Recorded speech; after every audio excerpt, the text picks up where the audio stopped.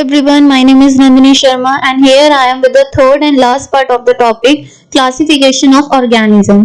इससे पहले दो वीडियोस ऑलरेडी इस टॉपिक के ऊपर हमारे चैनल पर अपलोडेड हैं और जिसमें हम लोगों ने इस बारे में बातें की थी कि टेक्सोनॉमी क्या होता है, बायोडाइवर्सिटी क्या होता है, क्यों हम लोगों ने ऑर्गेनिजम्स को क्लासिफाई किया था, कौन कौन से बेसिस थे जिनके बेसिस पे हम लोगों ने क्लासिफिकेशन किया था, कौन कौन से ऐसे कैरेक्टर्स थे, क्यों हमने एक स्पेसिफिक ऑर्गेनिज्म को इसी पर्टिकुलर किंगडम में रखा था। इसके अलावा हम लोगों ने उन वीडियोस में देखा था कि कौन कौन से अलग अलग साइंटिस्ट आए थे जिन्होंने अलग अलग क्लासिफिकेशन सिस्टम प्रपोज किए थे और किस तरीके से उनके जो क्लासिफिकेशन सिस्टम थे वो इनकम्प्लीट थे।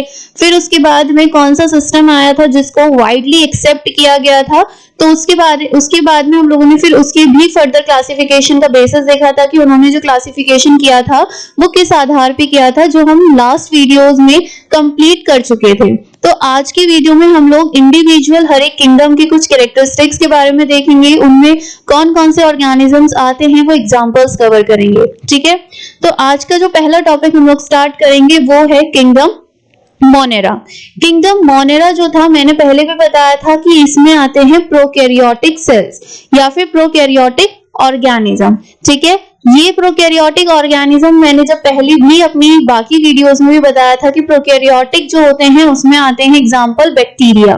तो मोनेरा किंगडम में जो भी आएंगे वो सब क्या होंगे, बैक्टीरिया। जितने भी बैक्टीरिया है वो मोनेरा किंगडम को ही बिलोंग करेंगे। अब हम मोनेरा किंगडम के अगर कैरेक्टरिस्टिक्स की बात करें तो इनका जो सेल ऑर्गेनाइजेशन होता है वो प्रोकैरियोटिक होता है। दैट मींस ये प्रोकैरियोटिक टाइप ऑफ ऑर्गेनिज्म होते हैं। प्रोकैरियोटिक टाइप क्या होता है ये ऑलरेडी मैं बता चुकी हूँ अपनी 2-3 वीडियोस में, बट एक ओवरव्यू के लिए मैं यहाँ पे भी बता देती हूँ कि प्रोकैरियोटिक मतलब वो सेल्स, वो ऑर्गेनिजम्स जिनके पास में न्यूक्लियस नहीं होता है। ठीक है, वेल डिफाइंड न्यूक्लियस नहीं होता है। इसके अलावा इनके पास में जितनी भी ऑर्गेनेलीज होती हैं वो भी प्रेजेंट नहीं होती हैं। तो ये था मोनेरा में प्रोकैरियोटिक सेल्स होती हैं। प्रोकैरियोटिक जो ऑर्गेनिजम्स होते हैं वो मोनेरा में आते हैं। और प्रोकैरियोटिक कौन होते हैं, जिनके पास में एक वेल डिफाइंड न्यूक्लियस नहीं होता है, ऑर्गेनेलीज प्रेजेंट नहीं होती हैं, प्रिमिटिव टाइप के जो होते हैं, ठीक है, वो होते हैं prokaryotic. Cell organisation, body organisation की अगर हम लोग बात करेंगे तो ये यूनिसेल्युलर होते हैं। यूनिसेल्युलर मतलब वो ऑर्गेनिज्म जो एक सिंगल सेल से मिलके बने, ठीक है, वो होते हैं यूनिसेल्युलर। और जो एक से ज्यादा सेल से मिलके बनते हैं उन्हें बोलते हैं मल्टीसेल्युलर। तो इनका बॉडी ऑर्गेनाइजेशन क्या है, यूनिसेल्युलर। इनमें सेल वॉल प्रेजेंट होती है। मैंने पहले भी बताया था कि बैक्टीरिया में सेल वॉल प्रेजेंट होती है और वो जो सेल वॉल होती है वो किसकी बनी हुई होती है, पेप्टाइडोग्लाइकन की बनी होती है। इसके साथ में मैंने ये भी बताया था कि फंजाई की जो सेल वॉल होती है वो किसकी बनी हुई होती है, फंजाई की सेल वॉल जो होती है वो काइटिन की बनी हुई होती है। ये ऑलरेडी मैं बता चुकी हूँ अपनी प्रीवियस सेल वाली वीडियो में, बट एक बार मैं आपको रिवाइज करा देती हूँ यहाँ पे भी। और प्लांट्स की जो सेल वॉल होती हैं वो बताई थी आपको कि वो सेल्यूलोज की बनी होती हैं, पैक्टिन की बनी हुई होती हैं। ठीक है, तो ये आपको अलग अलग सेल वॉल का कॉम्पोजिशन याद रखना है कि किसमें किसकी बनी होती है, क्वेश्चन आते हैं यहाँ से। ठीक है, तो मोनेरा किंगडम में जो सेल वॉल होती है ऑर्गेनिज्म की वो पेप्टाइडोग्लाइकन की बनी हुई होती है। इनका जो मोड ऑफ न्यूट्रिशन होता है ये हेटेरोट्रॉफिक भी होते हैं, ऑटोट्रॉफिक भी होते हैं। कुछ ऑर्गेनिजम्स ऐसे होते हैं, कुछ बैक्टीरिया ऐसे होते हैं जो फोटोसिंथेटिक मोड ऑफ रिप्रोडक्शन या फिर autotrophic mode of reproduction nutrition को फॉलो करते हैं। ठीक है, मतलब उनका जो खाना होता है वो फोटोसिंथेसिस प्रोसेस से बनाते हैं। ठीक है, बहुत ही कम होते हैं लेकिन होते हैं ऐसे बैक्टीरिया। और उसके अलावा अभी हम लोग जब एग्जांपल लेंगे तब हम इसके बारे में और डिटेल में देखेंगे। जो जेनेटिक मटेरियल होता है इनका, उसमें डीएनए नेक्ड होता है, मतलब कि डीएनए जो होता है, हम लोगों ने देखा था यूकैरियोटिक सेल्स के केस में कि डीएनए जो होता है वो न्यूक्लियस के अंदर प्रेजेंट होता है। लेकिन प्रोकैरियोटिक केस में क्या होता है कि जो न्यूक्लियस होता है वो होता ही नहीं है, तो जो उनका डीएनए है वो क्या होगा, ऐसे ही साइटोप्लाज्म, सेल के अंदर साइटोप्लाज्म में ऐसे ही पड़ा हुआ होगा। ठीक है, तो यहाँ पे क्या होता है, जो डीएनए होता है वो नेकेड होता है। उसके बाहर कोई लेयरिंग प्रेजेंट नहीं होती है, ठीक है, और वो एक न्यूक्लियर मेम्ब्रेन से भी बाउंड नहीं होता है। वही ये सब चीजें ऑलरेडी मैं बता चुकी हूँ कि न्यूक्लियर मेम्ब्रेन क्या होते हैं। अगर आपको नहीं पता तो आप सेल वाली वीडियो जाके देखिए। रिप्रोडक्शन की बात करें तो इसमें जो रिप्रोडक्शन होता है वो एसेक्सुअल होता है। बाइनरी फिजन या फिर बडिंग से वो रिप्रोड्यूस करते हैं। बाइनरी फिजन क्या होता है, बडिंग क्या होती है, ये भी मैं ऑलरेडी डिस्कस कर चुकी हूँ। अगर मैं आपको एक छोटा सा यहाँ पे ओवरव्यू दूं कि होता क्या है इनमें, तो जो बडिंग बाइनरी फिजन होता है और बडिंग प्रोसेस होता है, ये एसेक्सुअल मोड ऑफ रिप्रोडक्शन है। मतलब सिर्फ एक ही पेरेंट इसमें इन्वॉल्व होता है। दो तरह के मोड ऑफ रिप्रोडक्शन होते हैं, एक होता है एसेक्सुअल, एक होता है सेक्सुअल, ठीक है। दो तरह के होते हैं, एक होता है एसेक्सुअल और एक होता है sexual mode of reproduction. Asexual mode of reproduction में क्या होता है कि सिर्फ एक ही पेरेंट इन्वॉल्व होता है, एक ही पेरेंट की जरूरत होती है, ठीक है। और सेक्सुअल रिप्रोडक्शन में क्या होते हैं, दो पेरेंट्स इन्वॉल्व होते हैं, दो पेरेंट्स इन्वॉल्व होते हैं। इसके अलावा सेकंड चीज क्या होती है, एसेक्सुअल रिप्रोडक्शन में जो नए ऑफस्प्रिंग्स बनते हैं, जो प्रोजीनी बनती हैं, वो एग्जैक्ट कॉपीज होती हैं पेरेंट्स की, उन्हें क्लोन्स बोलते हैं, क्योंकि वो बिल्कुल सेम होते हैं जैसे पेरेंट्स होंगे, एग्जैक्ट सेम वही होते हैं वो, तो इसलिए उनको क्लोन्स बोला जाता है। लेकिन सेक्सुअल रिप्रोडक्शन में आपको वेरिएशंस देखने के लिए मिलता है, ठीक है। कोई भी दो ऑफस्प्रिंग्स जो हैं, कोई भी दो ऑर्गेनिज्म बिल्कुल एग्जैक्ट एक जैसे नहीं होते। आप ह्यूमन बींग्स का ही एग्जांपल ले लीजिए कि आप और आपके भाई जो है या फिर आपकी बहन जो है वो एग्जैक्ट सेम है, तो आंसर है कि नहीं, डिफरेंसेस होते हैं। उन्हीं डिफरेंसेस को क्या बोलते हैं, वेरिएशंस बोलते हैं। तो सेक्सुअल रिप्रोडक्शन में वेरिएशंस आते हैं जो कि बहुत ज्यादा इंपॉर्टेंट होता है इवोल्यूशन के लिए। लेकिन एसेक्सुअल में कोई भी वेरिएशंस नहीं आते हैं। तो ये दो टाइप का रिप्रोडक्शन होता है। अब एसेक्सुअल में ये करते हैं बाइनरी फिजन और बडिंग। बाइनरी फिजन का मतलब क्या होता है कि एक सेल है, ये एक सेल डिवाइड हो जाएगी और दो सेल्स बना लेगी, और दो सेल्स बना लेगी। बाइनरी फिजन जो होती है ना, इसमें एक सबसे बड़ा डिसएडवांटेजेस का लिमिटेशन ये होता है कि जो ओरिजिनल पेरेंट होता है ना, यही बाद में टूटता है और दो नए ऑफस्प्रिंग्स बनाता है। तो जो पेरेंट बॉडी होती है ना, उसकी आइडेंटिटी खत्म हो जाती है, उसका अस्तित्व ही खत्म हो जाता है, क्योंकि उसी से स्प्लिट होके आगे दो ऑफस्प्रिंग्स बने हैं। बडिंग प्रोसेस में क्या होता है कि एक ऑफस्प्रिंग, एक कोई भी पेरेंट है, ठीक है, इस पेरेंट के ऊपर एक छोटी सी बड निकलेगी, जैसे कि फूलों के जो पेड़ होते हैं उनमें कली निकलती है, ऐसी इसमें भी एक छोटी सी बड निकलेगी, आउटग्रोथ निकलेगी। वो आउटग्रोथ धीरे धीरे ग्रो होगी पेरेंट बॉडी से न्यूट्रिशन लेके, और जब ये अच्छे खासा मैच्योर हो जाती है तो ये पेरेंट बॉडी से हट जाएगी और अलग अपने आप को प्रॉपर ग्रो करा लेती है, ठीक है, और फिर अपने ये रिप्रोडक्शन फेज में जाती है। तो ये दो तरह का रिप्रोडक्शन होता है जो मोनेरा किंगडम के ऑर्गेनिजम्स करते हैं, एसेक्सुअल में बाइनरी फिजन या फिर बडिंग। इसके अलावा इनके पास में मूवमेंट के लिए, एक जगह से दूसरी जगह जाने के लिए फ्लैजेला होता है। फ्लैजेला जो मैंने बैक्टीरिया का स्ट्रक्चर आपको बताया था सेल वाले चैप्टर में, तब भी बताया था कि अगर ये कोई बैक्टीरियल सेल है, तो इसके पीछे एक टेल टाइप स्ट्रक्चर होता है।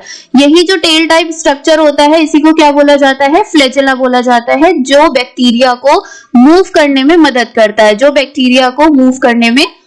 करता है, ठीक है। तो ये होता है फ्लैजेला। अब ये सारे पॉइंट्स देखने के बाद में आपको काफी कुछ क्लियर हुआ होगा कि मोनेरा किंगडम के क्या क्या फीचर्स होते हैं जो भी इसके अंदर ऑर्गेनिजम्स आते हैं। अब मैंने आपको बताया था कि बैक्टीरिया में हम लोग दो तरह के मानते हैं बैक्टीरिया।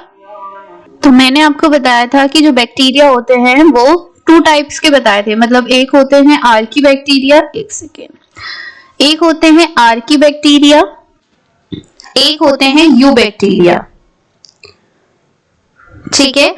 आर्की बैक्टीरिया के बारे में हम पहले भी वीडियोस में डिस्कस कर चुके हैं कि आर्की बैक्टीरिया क्या होते हैं, बट फिर भी हम एक बार दोबारा से यहाँ पे देख लेते हैं कि आर्की बैक्टीरिया होते क्या हैं। आर्की बैक्टीरिया बेसिकली वो बैक्टीरिया होते हैं जो बहुत ज्यादा एडवर्स कंडीशन में रह सकते हैं, मतलब बहुत ज्यादा जो एक्सट्रीम कंडीशंस होती है ना, जहाँ पे नॉर्मली सरवाइव करना बाकी बैक्टीरियाज के लिए पॉसिबल नहीं है, उन जगहों पे जो बैक्टीरिया मिलते हैं वो होते हैं आर्की बैक्टीरिया, ठीक है, जो एक्सट्रीम कंडीशंस में मिलते हैं। आर्की बैक्टीरिया जो है वो तीन तरह से हो सकते हैं, एक होते हैं मिथेनोजेंस, एक होते हैं थर्मो बैक्टीरिया या thermo acidophile bacteria, thermo acidophiles, ठीक है, थर्मो एसिडोफाइल्स होते हैं और एक होते हैं हेलोबैक्टीरिया या फिर हेलोफाइल्स। अब ये होते क्या है, मिथेनोजेंस क्या होते हैं, ये वो बैक्टीरियाज होते हैं जो मीथेन गैस को मैन्युफैक्चर या उसको प्रोड्यूस करते हैं, ठीक है, मतलब इन्होंने अपनी जो एक्टिविटीज होती है, जो अपना मेटाबॉलिज्म ये करते हैं, उससे मीथेन गैस को प्रोड्यूस करते हैं। और मीथेन जो होती है वो आपको पता है यूज की जाती है, एज अ फ्यूल यूज किया जाता है मीथेन गैस को। तो ये जो बैक्टीरिया होते हैं मीथेन गैस को प्रोड्यूस करते हैं, और वो प्रोड्यूस कैसे होती है, जब इनकी जो मेटाबॉलिक एक्टिविटीज होती हैं उसका एंड रिजल्ट होता है कि मीथेन गैस प्रोड्यूस होती है। मिथेनोजेंस जो होते हैं ये ऑक्सीजन के प्रेजेंस में सर्वाइव नहीं कर पाते। जो मिथेनोजेंस बैक्टीरिया होते हैं ये ऑक्सीजन की प्रेजेंस में सर्वाइव नहीं कर पाते, ठीक है।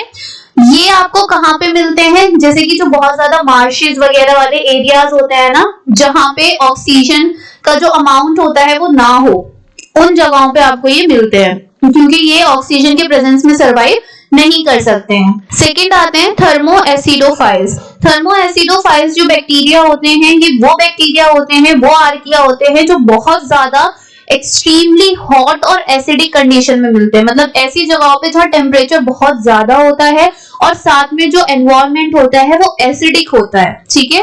दो तरह के एनवायरनमेंट होते हैं, एसिडिक और बेसिक, ठीक है। तो जो एसिडिक एनवायरनमेंट में बहुत ही हाई टेम्परेचर में आपको बैक्टीरिया मिलते हैं, आर्किया मिलते हैं, वो होते हैं थर्मो एसिडोफाइल्स, ठीक है। और ये जो थर्मो एसिडोफाइल्स होते हैं ये अपने एनर्जी के लिए किस चीज का यूज करते हैं, हाइड्रोजन सल्फाइड का, H2S का, ये हाइड्रोजन सल्फाइड का यूज करते हैं अपनी एनर्जी सोर्स की फॉर्म में, ठीक है, एनर्जी लेने के लिए।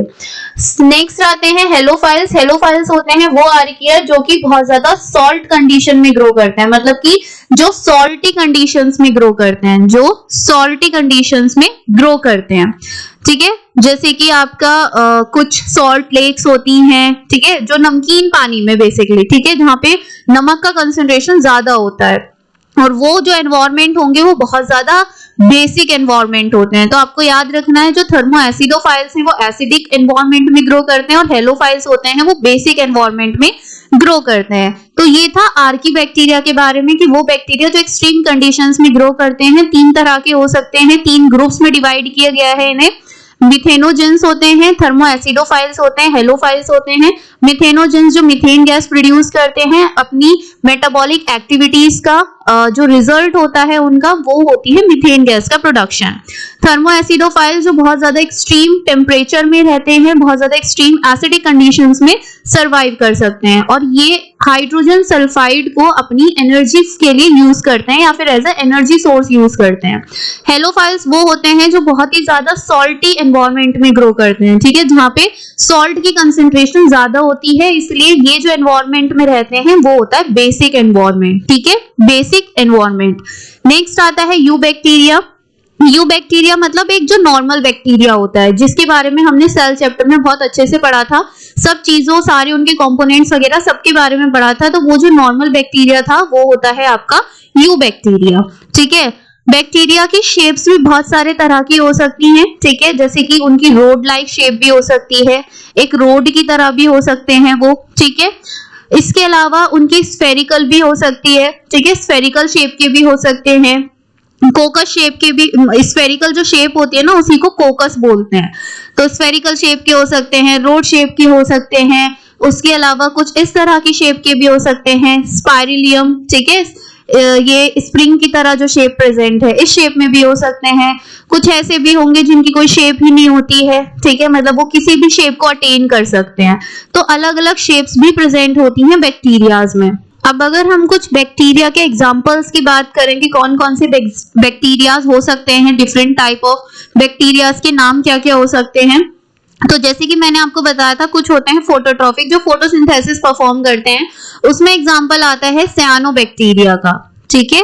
सियानोबैक्टीरिया जो होता है इसको ब्लू ग्रीन एल्गी भी कहा जाता है, इसका दूसरा नाम है ब्लू ग्रीन एल्गी, ठीक है। तो पहला आपका जो एग्जांपल है एक हो गया जैसे कि साइनोबैक्टीरिया, बहुत ही कॉमन एग्जांपल। सेकंड आता है ई कोलाई, जिसको एस्चेरिया कोलाई भी कहा जाता है, ठीक है। इसके अलावा नेक्स्ट आपका आ सकता है सूडोमोनास। सूडोमोनास भी एक तरह का बैक्टीरिया होता है, सूडोमोनास। इसके अलावा और भी आपके होते हैं जैसे कि सेलमोनेला हो गया, ठीक है, सेलमोनेला हो गया। ये सब बैक्टीरिया के नाम हैं, ठीक है। ये सब आपको याद रखने हैं कि बैक्टीरिया इनमें से किसी भी तरह के हो सकते हैं, मतलब ये सब बैक्टीरिया है तो ये सब मोनेरा किंगडम में ही आएंगे, ठीक है। इसके अलावा स्ट्रेप्टोमाइसिस होती है, स्ट्रेप्टोमाइसिस, ठीक है, स्ट्रेप्टोमाइसिस होती है। और एक्टिनोमाइसिटीज होती हैं, एक्टिनोमाइसिस, ठीक है। तो ये कुछ आपके एग्जाम्पल हैं। इनके अलावा बहुत सारे एग्जाम्पल्स होते हैं जैसे कि नाइट्रोबैक्टर है, ये भी एक तरह का बैक्टीरिया है।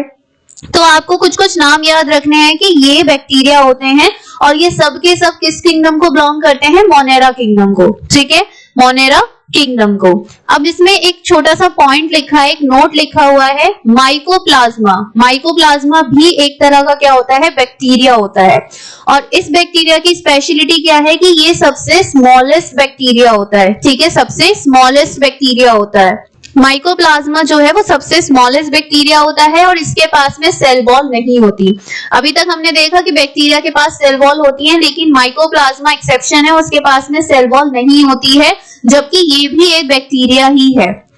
और इसको दूसरे नाम से भी जाना जाता है जो होता है PPLO, प्लूरोनिमोनिया लाइक ऑर्गेनिज्म। बहुत ही इंपॉर्टेंट पॉइंट है, ये आपको याद रखना है, क्योंकि ये बाकी बैक्टीरिया से इसमें कुछ चीज अलग है। वो क्या कि इसके पास में सेल वॉल नहीं होती है और इसको PPLO, प्लूरोनिमोनिया लाइक ऑर्गेनिज्म से भी इसको जाना जाता है, क्योंकि ये जो बैक्टीरिया होता है ये निमोनिया कोज करता है, ठीक है, और ये सबसे स्मॉलेस्ट बैक्टीरिया होता है। तो ये था किंगडम मोनेरा के बारे में कि किंगडम मोनेरा के क्या क्या कैरेक्टर्स होते हैं, कौन कौन से एग्जांपल्स इसमें आते हैं, क्या इसमें एक्सेप्शन है, ये सब चीजें हम लोगों ने यहाँ पे डिस्कस की।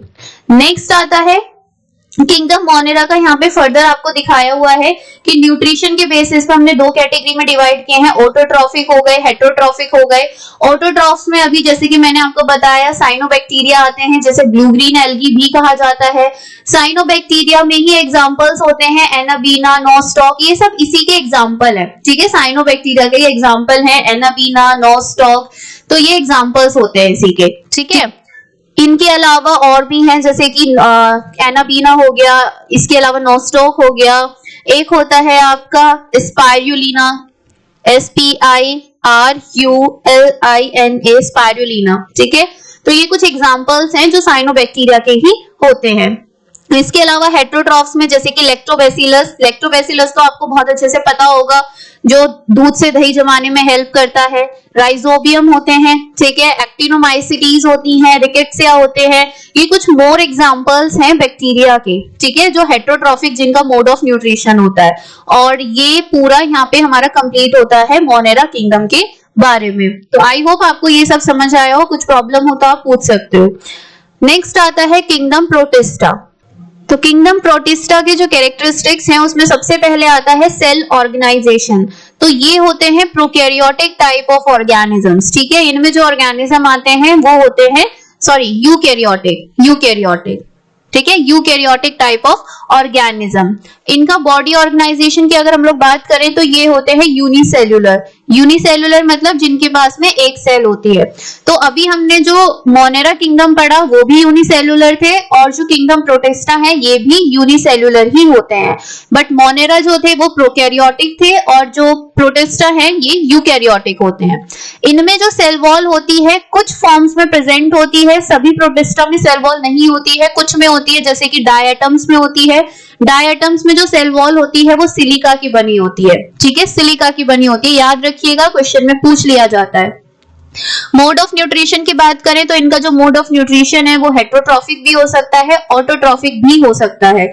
जैसे कि हमने पहले देखा था कि दोनों तरह के मोड ऑफ न्यूट्रिशन थे, ऑटोट्रॉफिक भी थे और हेटरोट्रॉफिक भी थे। ऑटोट्रॉफिक में कुछ एल्गीज आ जाती हैं, डाइएटम्स जो हैं ये भी ऑटोट्रॉफिक के ही एग्जांपल्स हैं। हेटरोट्रॉफिक में जैसे कि प्रोटोजोन्स वगैरह आ जाते हैं, तो वो एग्जांपल होते हैं हेटरोट्रॉफिक के। ठीक है, ऑटोट्रॉफिक के क्या एग्जांपल्स हो गए, कुछ एल्गीज होती हैं। ठीक है, एल्गी के अलावा डाइएटम्स होते हैं,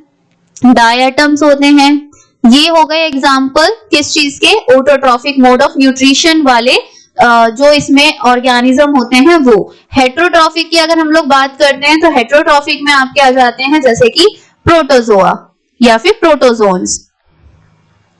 ठीक है, प्रोटोजोन्स हो जाते हैं। प्रोटोजोन्स भी क्या होते हैं, ये भी एक्वेटिक एनिमल्स होते हैं जो वाटर में रहते हैं। ठीक है, और ये जो होते हैं पैरासाइटिक भी हो सकते हैं और सिम्बायोटिक भी हो सकते हैं।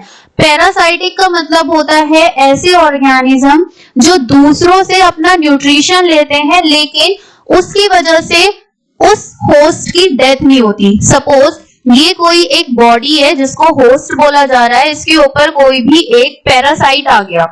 ठीक है, पैरासाइट आ गया तो ये पैरासाइट इस होस्ट से अपना न्यूट्रिशन लेता रहेगा, लेकिन इसके न्यूट्रिशन लेने की वजह से ये होस्ट मरेगा नहीं, बट कुछ ना कुछ इसकी बॉडी में जो उसकी वजह से कुछ ना कुछ सिम्टम्स आ जाएंगे। मतलब कि हम ये बोल सकते हैं कहीं ना कहीं नुकसान कर रहा होगा, लेकिन इतना भी ज्यादा नहीं कि ये होस्ट जो है वो मर जाए।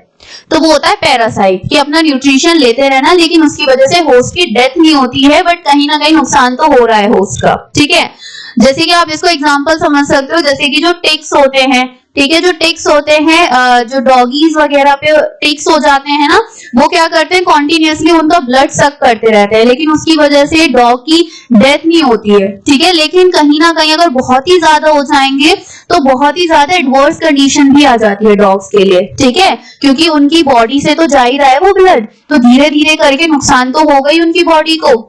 तो ये चीज होती है पैरासाइट्स के केस में। तो इसमें कौन आते हैं, प्रोटोजोन आते हैं। प्रोटोजोन कैसे होते हैं, पैरासाइटिक होते हैं या फिर सिम्बायोटिक, मतलब किसी के साथ रिलेशनशिप में भी रह सकते हैं, सिम्बायोटिक रिलेशनशिप भी होती है। ठीक है, अब इसके अलावा जो नेक्स्ट इनका कैरेक्टरिस्टिक है वो है जेनेटिक मटेरियल। इनमें जो जेनेटिक मटेरियल होता है उसमें डीएनए नेक्ड नहीं होता है, मतलब कि डीएनए प्रॉपर न्यूक्लियर मेम्ब्रेन के अंदर प्रेजेंट होता है। ये न्यूक्लियस है, इसके अंदर ये डीएनए प्रेजेंट है और न्यूक्लियस को भी कवर किया हुआ एक मेम्ब्रेन है जिसको बोलते हैं न्यूक्लियर मेम्ब्रेन। तो ये यहाँ पे फीचर होता है इनके पास में। रिप्रोडक्शन की बात करेंगे तो इनमें जो रिप्रोडक्शन होता है वो एसेक्सुअल होता है ज्यादातर। सेक्सुअल रिप्रोडक्शन जो होता है वो बहुत ही रेयर होता है, बहुत ही कम देखने के लिए मिलता है। सेक्सुअल मोड ऑफ रिप्रोडक्शन ज्यादातर एसेक्सुअल होता है। मूवमेंट के लिए इनके पास में फ्लैजेला होता है या फिर सीलिया होता है। ठीक है, फ्लैजेला होता है या फिर सीलिया होता है। सीलिया भी आप इस तरीके से समझ सकते हो जैसे कि ये आपका कोई बैक्टीरिया है, इसकी बॉडी में ये बहुत सारे ऐसे प्रेजेंट होते हैं। ठीक है, इन्हें बोलते हैं सीलिया। ये जो सीलिया होते हैं कुछ केसेस में ये इन ऑर्गेनिज्म को अटैचमेंट में भी हेल्प करते हैं, किसी सरफेस पे अगर उन्हें जाके अटैच होना है तो उसमें भी हेल्प करते हैं। ठीक है, वैसे ये लोकोमोशन में भी हेल्प करते हैं। तो इसमें क्या है आपका एग्जांपल, कुछ पैरासाइट्स होते हैं इसमें। ठीक है, कुछ पैरासाइट्स होते हैं, जैसे कि एक एग्जांपल आपको यहाँ पे दे रखा है ट्राइपैनोसोमा। ये जो होता है ये स्लीपिंग सिकनेस डिसीज कॉज करता है ह्यूमंस में। ये एक पैरासाइट है। ठीक है, ये एक पैरासाइट है जो कि ह्यूमंस में स्लीपिंग सिकनेस जो है उसको कॉज करता है। स्लीपिंग सिकनेस इसलिए बोला जाता है इस बीमारी को क्योंकि इसकी वजह से, इस बीमारी की वजह से जो स्लीपिंग पैटर्न होता है ना, मतलब जो एक पूरी साइकिल होती है स्लीपिंग की, वो डिस्टर्ब हो जाती है, इसीलिए इसको स्लीपिंग सिकनेस बोला जाता है। ठीक है, तो ये कुछ फीचर्स, ये कुछ कैरेक्टर्स थे किंगडम प्रोटिस्टा के। किंगडम प्रोटिस्टा में एग्जांपल्स की बात करें तो इसमें एग्जांपल्स क्या क्या आते हैं, जैसे कि अमीबा। अमीबा बहुत ही कॉमन एग्जांपल है, इसकी कोई शेप नहीं होती है, ये प्ल्यूमॉर्फिक होता है। प्ल्यूमॉर्फिक मतलब वो ऑर्गेनिज्म जिनकी कोई एक स्पेसिफिक शेप नहीं होती है। ठीक है, प्ल्यूमॉर्फिक तो वो ऑर्गेनिज्म जिनकी एक स्पेसिफिक शेप नहीं हो सकती, किसी भी शेप का अपने आप को किसी भी शेप में ले सकते हैं। ठीक है, इसके अलावा नेक्स्ट एग्जांपल है प्लाज्मोडियम, यूग्लिना, पैरामीशियम, तो ये अलग अलग एग्जाम्पल्स हैं जो प्रोटिस्टा किंगडम में आते हैं, ठीक है। इनके अलावा और भी होते हैं, जैसे कि क्लेमाइडोमोनास होता है, आपका क्लेमाइडोमोनास होता है। इसके अलावा कॉलेरा होता है, ठीक है। तो बहुत सारे होते हैं जिनमें से ये कुछ कॉमन और इंपॉर्टेंट एग्जांपल्स हैं, तो आपको याद रखना है ये सारे एग्जांपल्स किसमें आते हैं, प्रोटिस्टा किंगडम में, ठीक है। तो ये होता है किंगडम प्रोटिस्टा के बारे में। नेक्स्ट आता है किंगडम फंजाई। फंजाई के जो कैरेक्टरिस्टिक्स हैं, इसमें सबसे पहले आता है सेल ऑर्गेनाइजेशन। तो ये भी यूकैरियोटिक सेल्स होती हैं। ये किस तरीके से डिवाइड होती है, ये मैंने ऑलरेडी सेकंड पार्ट में बता दिया था आप लोगों को कि किस तरीके से इन्हें हमने डिवाइड किया है। तो जो फंजाई होती है वो यूकैरियोटिक होती है नेचर में। बॉडी ऑर्गेनाइजेशन की बात करें तो यूनिसेल्युलर होती है, जैसे कि ईस्ट। लेकिन कुछ फंजाई जो होती हैं वो मल्टी सेल्युलर भी होती हैं। ईस्ट जो है वो यूनिसेल्युलर होती है, लेकिन कुछ जो होती है वो मल्टी सेल्युलर भी होती है। इसके अलावा मोड ऑफ न्यूट्रिशन की बात करेंगे तो इनमें मोड ऑफ न्यूट्रिशन हेटेरोट्रॉफिक होता है, ऑटोट्रॉफिक है ही नहीं इनके पास में, ठीक है। ऑटोट्रॉफिक क्यों नहीं है, उसका रीजन यहाँ पे लिखा हुआ है कि फंजाई के पास क्लोरोफिल नहीं होता है, तो इसलिए ये अपना खाना स्वयं नहीं बना पाती, इसीलिए ये ऑटोट्रॉफिक नहीं होती। जैसे कि मैंने आपको बताया था सेल चैप्टर में भी फोटोसिंथेसिस प्रोसेस के बारे में छोटा सा आपको इंट्रो दिया था कि होता क्या है। तो उसमें क्या होता है कि जो क्लोरोफिल मॉलिक्यूल होता है वो एब्जॉर्ब करता है लाइट को, फिर फूड बनाने में हेल्प करता है। तो इनके पास जब ये मॉलिक्यूल ही नहीं है तो सनलाइट को एब्जॉर्ब ही नहीं कर पाएंगी, और जब आप फोटोसिंथेसिस प्रोसेस होता है उसमें सनलाइट बहुत इंपॉर्टेंट है, तो इसलिए ये परफॉर्म ही नहीं कर पाएंगी, ठीक है। और फर्दर हम लोग फोटोसिंथेसिस के बारे में जानेंगे जब हम उस चैप्टर को स्टार्ट करेंगे। इनमें जो सेल वॉल होती है वो काइटिन की बनी होती है, जैसे कि मैंने और भी बहुत बार बता दिया है। इसी वीडियो लेक्चर में सबसे शुरुआत में मैंने आपको बता दिया कि फंजाई की जो सेल वॉल होती है वो काइटिन की बनी हुई होती है। आपको कॉम्पोजिशन से क्वेश्चंस नहीं आएंगे, इसलिए मैंने कॉम्पोजिशन के बारे में यहाँ पे कुछ नहीं बताया कि काइटिन होता क्या है, किस तरीके से अरेंज्ड होता है, सिर्फ आपको नाम याद रखना है। हेटेरोट्रॉफिक में भी 3 तरह के मोड ऑफ न्यूट्रिशन होते हैं, सेप्रोफाइटिक, पैरासाइटिक, सिम्बायोटिक। सेप्रोफाइटिक मतलब जो डेड और डिकेइंग ऑब्जेक्ट को खाते हैं, डेड और डिकेइंग ऑब्जेक्ट को खाते हैं, मतलब कि सड़े गले वाली जो चीजें होती है ना उनको जो फीड करती हैं, वो होता है saprophytic mode of nutrition. Parasitic अभी हमने डिस्कस किया था कि पैरासाइटिक मोड ऑफ न्यूट्रिशन क्या होता है। नेक्स्ट आता है symbiotic. Symbiotic mode of nutrition में क्या होता है कि एक जो ऑर्गेनिज्म होता है वो दूसरे ऑर्गेनिज्म के साथ में रहता है, ठीक है। एक ऑर्गेनिज्म दूसरे ऑर्गेनिज्म के साथ में रहता है और ये दोनों क्या बोलते हैं आपस में कि तू मेरी हेल्प कर, मैं तेरी हेल्प करूंगा और हम दोनों साथ में रहेंगे, ठीक है। तो ये होता है एक तरह का सिम्बायोटिक रिलेशनशिप, ठीक है, कि दोनों जो है वो म्यूचुअली बेनिफिट हो, कि उसका भी फायदा हो और उसका भी फायदा हो, ठीक है। इस तरह का जो रिलेशनशिप होता है वो सिम्बायोटिक होता है। जैसे फंजाई के केस में एक सिम्बायोटिक रिलेशनशिप होता है जिसको बोलते हैं लाइकन, जिसको बोलते हैं लाइकन। लाइकन में क्या होता है कि जो ब्लू ग्रीन एल्गी जो भी हमने पढ़ी थी, साइनोबैक्टीरिया और जो फंजाई होती है वो एक साथ रहती है और इनके इस सिम्बायोटिक एसोसिएशन को क्या बोलते हैं, लाइकन बोलते हैं। तो लाइकन एक सिम्बायोटिक एसोसिएशन का नाम है जिसमें साइनोबैक्टीरिया और फंजाई साथ में रहती हैं, दोनों एक दूसरे की हेल्प करती हैं, ठीक है। वो उसको हेल्प करेगी, वो उसको हेल्प करेगी, जिससे दोनों का ही बेनिफिट हो। तो ये जो एक रिलेशनशिप होती है जिसमें दोनों का ही बेनिफिट होता है, इसको बोलते हैं म्यूचुअलिज्म। म्यूचुअलिज्म मतलब कि एक म्यूचुअल रिलेशनशिप है जिसमें दोनों का फायदा हो रहा है, इसलिए दोनों साथ में हैं, ठीक है। तो ये होता है म्यूचुअलिज्म। म्यूचुअल रिलेशनशिप है जिसमें दोनों को फायदा हो रहा है, ये नहीं है कि किसी एक का ही फायदा है, ठीक है। नेक्स्ट आता है जेनेटिक मटेरियल। जेनेटिक मटेरियल में डीएनए जो होता है, इनके पास भी डीएनए जो है वो न्यूक्लियस के अंदर प्रेजेंट होता है और न्यूक्लियस के बाहर न्यूक्लियर मेम्ब्रेन भी प्रेजेंट होती है। रिप्रोडक्शन, इसमें स्पोर्स से रिप्रोडक्शन होता है, ठीक है, स्पोर्स से होता है। स्पोर्स में क्या होता है, एक ऐसा स्ट्रक्चर होता है जिसको बोलते हैं स्पोरेंजियम। स्पोरेंजियम इसलिए बोलते हैं क्योंकि उसके अंदर स्पोर्स बनते हैं। तो ये जो स्ट्रक्चर है स्पोरेंजियम, इसके अंदर स्पोर्स बनते हैं बहुत सारे, ठीक है। ये एक साथ स्पोर्स बना लेती हैं। जैसे ही इनको लगता है कि कंडीशंस जो है इनके अनुकूल हो गई हैं, तो ये जो स्पोर की बाहर की कवरिंग है इस स्ट्रक्चर की, ये बर्स्ट करती है, फटती है, और ये जितने भी अंदर स्पोर्स बनाए हैं वो सब बाहर निकल जाते हैं। ठीक है, वो सब बाहर निकल जाते हैं और अपनी ग्रोथ करते हैं।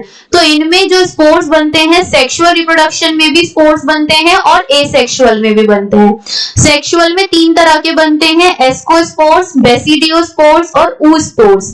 सेक्सुअल में 3 तरह के बनते हैं, एस्कोस्पोर्स, बेसिडियोस्पोर्स और oospore। एसेक्सुअल में बनते हैं कोनिडिया, जूस्पोर्स और स्पोरेंजियोस्पोर्स। ठीक है, तो ये चीजें आपको याद रखनी है। आप चाहे स्पोर्स के नाम याद मत रखना, बट ये याद रखना कि फंजाई में जो रिप्रोडक्शन होता है वो स्पोर्स की मदद से होता है, चाहे सेक्सुअल हो चाहे एसेक्सुअल हो, दोनों ही तरह का। फंजाई में जो फूड स्टोर होता है, एक्स्ट्रा फूड जो स्टोर होता है वो स्टार्च की फॉर्म में होता है। ये भी याद रखिएगा कि फंजाई में जो एक्स्ट्रा फूड स्टोर होता है वो स्टार्च की फॉर्म में स्टोर होता है। ठीक है, और जैसे कि हम लोगों में क्या होता है कि जब हम लोग एक साथ बहुत सारा खाना नहीं खा पाते तो हम उसे उठाकर रख देते हैं, फ्रीज में रख देते हैं कि बाद में जब भूख लगेगी तब खाएंगे। तो उसी तरीके से ये भी एक साथ जब इन्होंने खाना बना लिया, इन्हें लगता है कि अभी हम लोग नहीं सारा खा सकते हैं या हमें बाद में जरूरत पड़ेगी, तो ये भी स्टोर कर लेते हैं।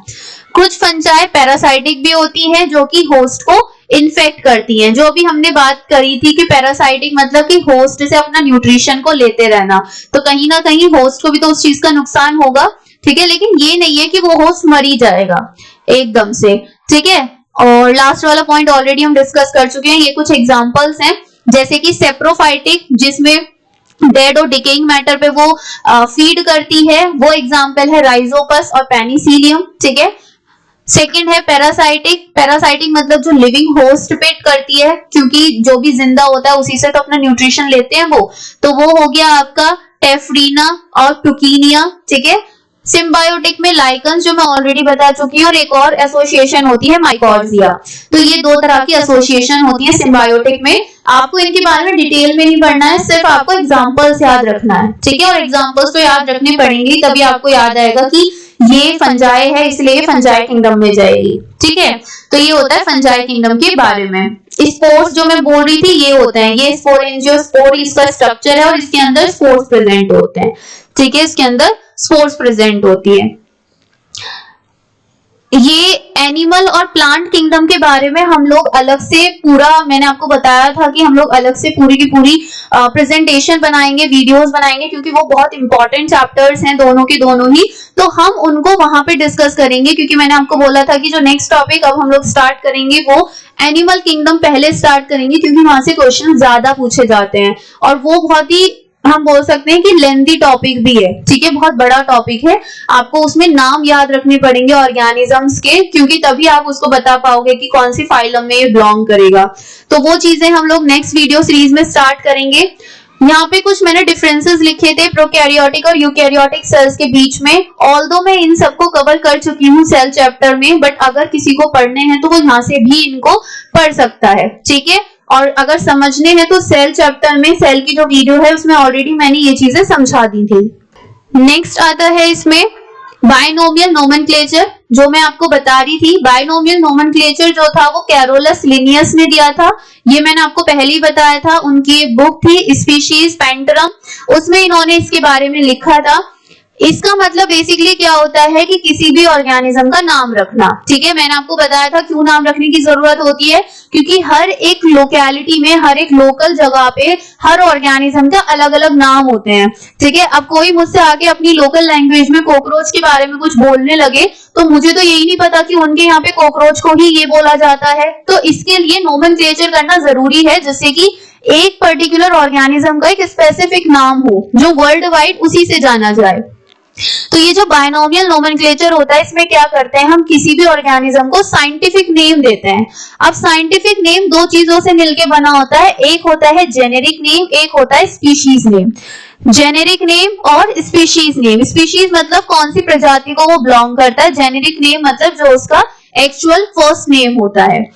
अब क्या होता है, ये एक रूल है इसका, ये एक रूल होता है कि हमेशा जो जेनेरिक नेम होता है वो आप एक कैपिटल लेटर से ही स्टार्ट करते हो। ठीक है, हमेशा उसको एक कैपिटल लेटर से स्टार्ट करते हो, और जो स्पीशीज नेम होता है उसको हमेशा हम स्मॉल लेटर से स्टार्ट करते हैं। जैसे कि मैन का जो साइंटिफिक नेम है वो होता है होमो सेपियंस, तो होमो जो है ये होता है जेनेरिक नेम, और जो सेपियंस है ये होता है स्पीशीज नेम। तो आप देख रहे हो कि जो जेनेरिक नेम है उसका फर्स्ट लेटर कैपिटल बनाया है और स्पीशीज नेम का जो फर्स्ट लेटर है वो हमने स्मॉल बनाया है। इसी तरीके से फ्रॉग का जो साइंटिफिक नेम है वो है राना टिग्रीना। तो राना का आर हमने क्या बनाया है, कैपिटल बनाया है, और टिग्रीनी का टी जो है वो हमने स्मॉल बनाया है।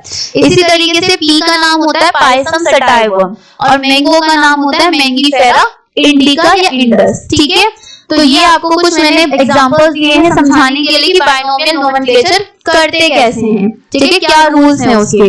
ये हायरार्की ऑफ क्लासिफिकेशन है जो ऑलरेडी मैं आपको बता चुकी हूँ ऊपर। इसमें मैंने आपको बताया था कि सबसे जो हाईएस्ट रैंक होती है, हर एक जो लेवल होता है ना उसको हम लोग टेक्सॉन बोलते हैं। हर एक लेवल को क्या बोलते हैं, टेक्सॉन बोलते हैं। ठीक है, तो इसमें जैसे 1 2 3 4 तो हर एक लेवल को आप टेक्सॉन बोलोगे। तो सबसे हाईएस्ट लेवल कौन सी होती है, किंगडम, इसलिए ये हाईएस्ट टेक्सॉन होता है। और सबसे लोएस्ट होती है स्पीशीज, इसलिए ये सबसे लोएस्ट टेक्सॉन होता है। अब ये सब चीजें मैंने आपको बता दी थी कि इनको आप किस तरीके से समझ सकते हो। जैसे कि एक पार्सल आता है, वो वाला एग्जांपल देखिए मैंने आपको ये बताया था। अब यहाँ पे एक एग्जांपल ले लेते हैं, जैसे कि लायन है। ठीक है, ये जस्ट आपको समझाने के लिए है।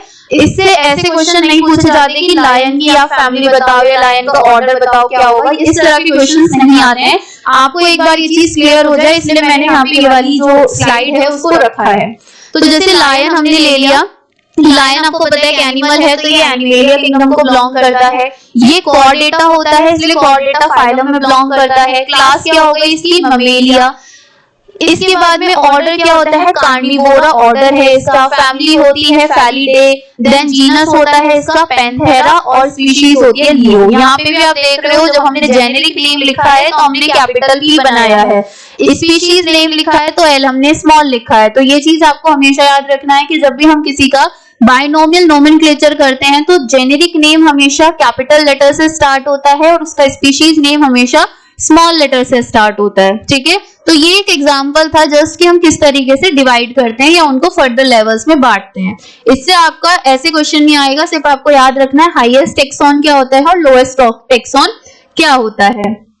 यहाँ पे आपको एक जगह पे मैंने सारे किंगडम्स का एक क्लासिफिकेशन दे दिया है, सबके एक साथ जो हमने ऊपर पढ़ा है उसी को यहाँ पे एक फॉर्म में, एक टेबल की फॉर्म में मैंने यहाँ पे आपको दे दिया है, जैसे कि आप एक जगह ही इनके जो डिफरेंसेस हैं वो देख सको पढ़ने के बाद। ठीक है, यहाँ पे प्लांट और एनिमल्स के भी जो बेसिक डिफरेंसेस है वो मैंने आपको दे दिए हैं, ये कैरेक्टर्स दे दिए हैं। जैसे कि जो प्लांट्स होते हैं मल्टी सेल्यूलर होते हैं, हायर ऑर्गेनाइजेशन होते हैं, यूकैरियोटिक ही होते हैं। इनकी जो सेल वॉल होती है सेलुलोज की बनी होती है, इनमें प्लास्टिड्स प्रेजेंट होते हैं। क्या होते हैं ये सब हम जब प्लांट किंगडम पढ़ेंगे तब मैं आपको बताऊंगी। नॉन मोटाइल होते हैं, खुद चल नहीं सकते हैं। ऑटोट्रॉफिक होते हैं, अपना खाना स्वयं बनाते हैं। और सेक्सुअल एसेक्सुअल दोनों तरह का ही मोड ऑफ रिप्रोडक्शन फॉलो करते हैं। एनिमेलिया भी मल्टी सेल्यूलर होते हैं, हायर ऑर्गेनाइजेशंस होती हैं इनकी, यूकैरियोटिक होते हैं, इनके पास कोई सेल वॉल नहीं होती है, ना ही इनके पास क्लोरोफिल होती है। बहुत ज्यादा मोटाइल होते हैं, इनमें हर तरह की मोटिलिटी मशीनरी प्रेजेंट होती है। ठीक है, क्योंकि एनिमेलिया में सिर्फ ह्यूमन बींग्स तो आते नहीं है और भी आते हैं, तो इसलिए हर तरह का जो हर तरह के ऑर्गेनिज्म का लोकोमोशन अलग होता है, तो इसलिए उनमें जो लोकोमोशन करने का तरीका है वो भी डिफरेंट होता है। ये हेटेरोट्रॉफिक होते हैं, दूसरों पे डिपेंड करते हैं अपने फूड के लिए। सेक्सुअल और एसेक्सुअल दोनों तरह का मोड ऑफ रिप्रोडक्शन होता है, लेकिन अगर आप हायर ऑर्गेनिजम्स में पूछो जैसे ह्यूमन बींग्स के केस में तो खाली सेक्सुअल ही रिप्रोडक्शन देखने के लिए मिलेगा, एसेक्सुअल नहीं होता है।